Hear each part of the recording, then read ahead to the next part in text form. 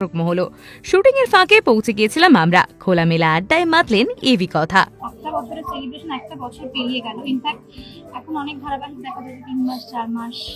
কি মনে হয়, মানে অভিনেতা হিসাবে কি মনে হয় কোনটা ট্রিগার করে একটা ধারাবাহিকে এরকম ভাবে এত স্মুথ একটা এটার কোনো নন ফর্মুলা নেই, জানো তো, কোনো নন ফর্মুলা নেই। কারণ সেই ফর্মুলাটা জানলে পরে সব ধারাবাহিকই হিট হয়ে যেত, সব ধারাবাহিকই চলতো দীর্ঘদিন।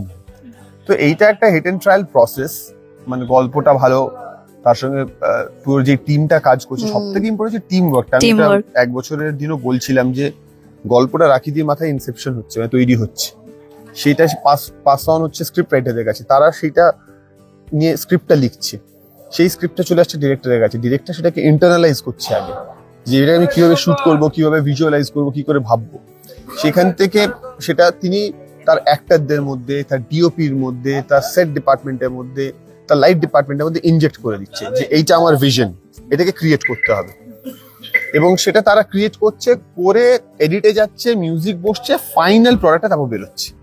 এই সব কটা ধাপের মধ্যে যদি কোনো একটা ডিপার্টমেন্ট ফেল করে, তাহলেই কিন্তু আর মানে এই যে একটা ফুললি মোবিলাইজড একটা সুপার কারের মতো আমাদের শোটা চলছে, তখন আর সেটা না ওইভাবে চলবে না, হয়তো চলবে কিন্তু টপ স্পিড উঠবে না তার আর কি।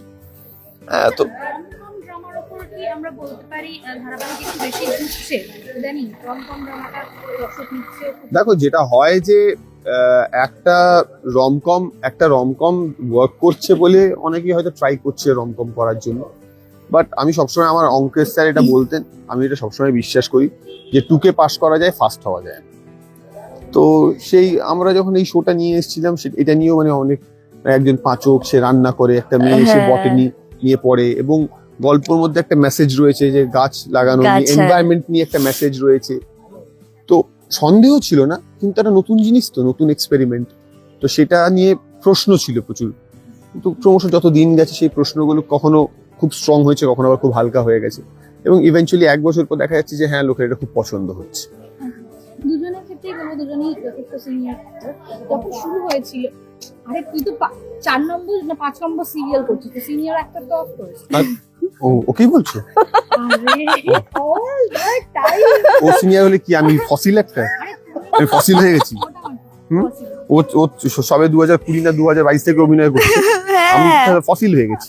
আমি তো ডাইনোসরের ডিম খালি, সবে শুরু করেছি। আর এটা হচ্ছে ওর সব থেকে মানে ওর ট্রাম্প কার্ড।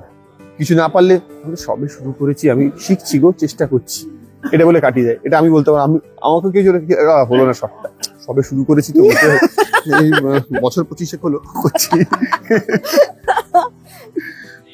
আমি বলবো যে হিরো হিরোইনের একটা কেমিস্ট্রি তৈরি হয়, সেটা কি শুরুর দিন থেকে আমাদের মাথায় ছিল যে এই ইকুয়েশনটা আমরা? না না, কখনোই ছিল না। ইনফ্যাক্ট আমি তো ভেবেই নিয়েছিলাম ওর সঙ্গে কোনো কেমিস্ট্রি হবেই না।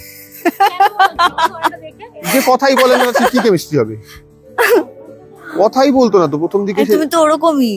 আমি আর একটা মানুষকে দেখলেই তো মনে হয় খুব একটা গম্ভীর। হ্যাঁ, কিন্তু ও কথা বলে না। না না, বলে না মানে তখন বলতো না, ও তো তোমার সঙ্গে বলতো না, ভয় পেত না। তুমি ইন্টারভিউ গুলো দেখবে, ইন্টারভিউতে 2-3টে কথা, হ্যাঁ হ্যাঁ সত্যি তাই। তারপর চুপ করে রয়েছে। আর বলবে কি, বলবে না, বলবো আমি।